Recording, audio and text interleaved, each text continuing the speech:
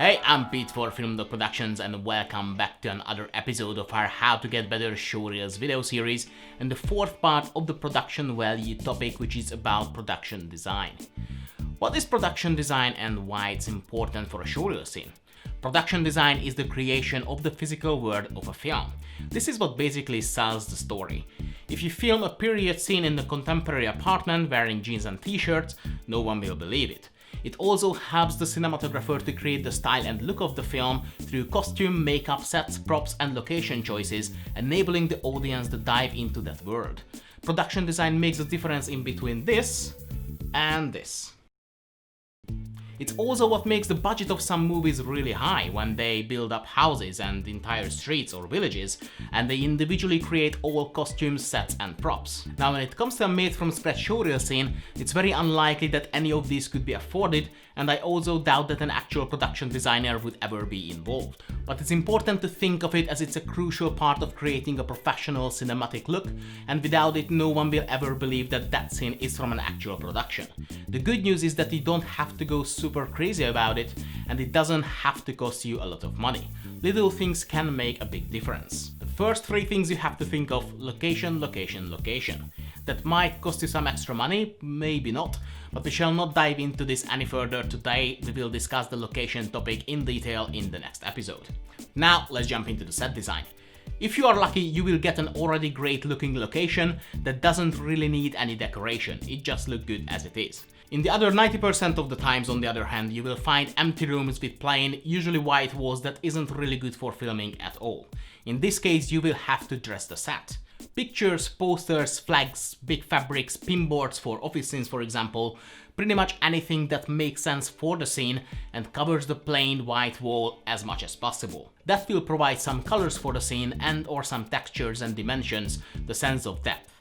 For this scene, for example, we had this pure white wall, and it was a romantic scene and we wanted to make it colorful, so we got loads of these theater posters, stuck them onto the wall and voila, a great looking set. We had the same white wall issue with this scene. Now, since it was an American scene, it made sense and helped to sell the scenario to put some American band posters and the American flag onto the wall. With this scene, we didn't have a white wall issue, as there were no walls there whatsoever. It was a huge empty storage room in the Metropolitan University, so we had to build the entire set from scratch. They had some of these mobile, movable wall bits, so we put 3 or 4 of those into the background. We put loads of boxes there just for some extra texture, and since it was a medical scene, the actors prepared with some medical related posters, brought some extra props onto the table, and there you go. We had a genuine good looking set. This and the costumes, that also a big part of production design, made the scene not just good looking but believable as well. Now, building up a set from scratch can take a lot of time that you not necessarily have when you're filming your showreel scene. Showreel companies normally would give you 3-4 hours per scene for the entire production. That includes arrival, setting up all the camera and lighting equipment, maybe miking you up as well, blocking, staging, rehearsing, filming, recording guidelines and wide tracks, finally packing up everything and leave. So, how would you fit production design into this quite tight and busy schedule? Best case scenario, you would do that before the crew arrives. You can go on set 1 or 2 hours earlier or even the day before, if you have access to the location. Worst case scenario, you would not be able to get to the location any earlier than your crew.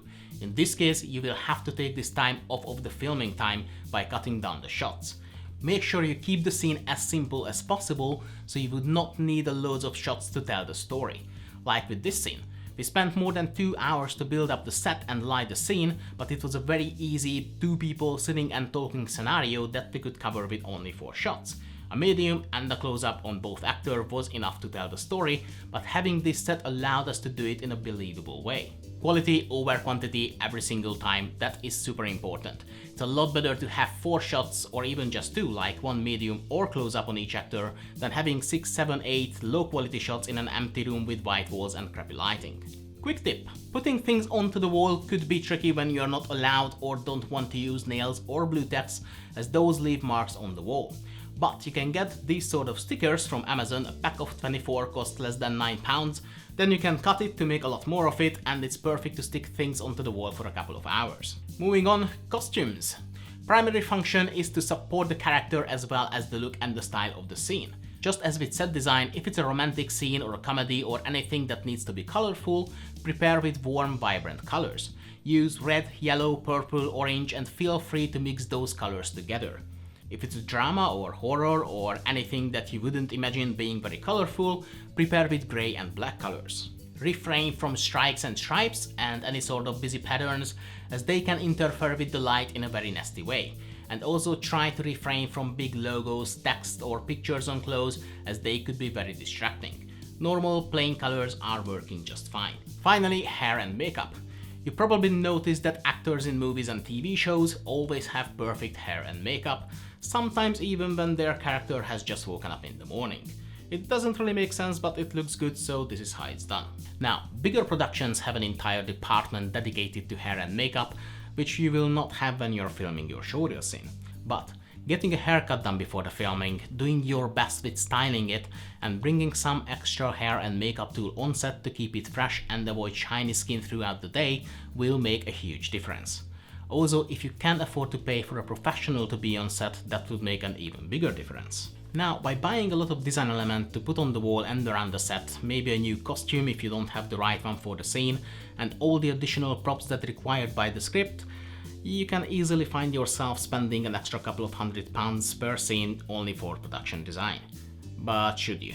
Well, if you can afford it, then absolutely yes. If you can't afford it, well, I'm not saying that this is right or you should do it, but what some of my former clients did is to buying all those necessary stuff anyway, and after the filming they returned it to get a full refund. Yep. So there you have it, getting the right location, dressing up the set as well as yourself in a way that suits and supports the scene, and making sure that your hair and makeup is the absolute best throughout the day will bring your showreel scene up to the next level. So that's it for now, thanks for watching, I hope you found it useful, and I will see you next time when we discuss locations.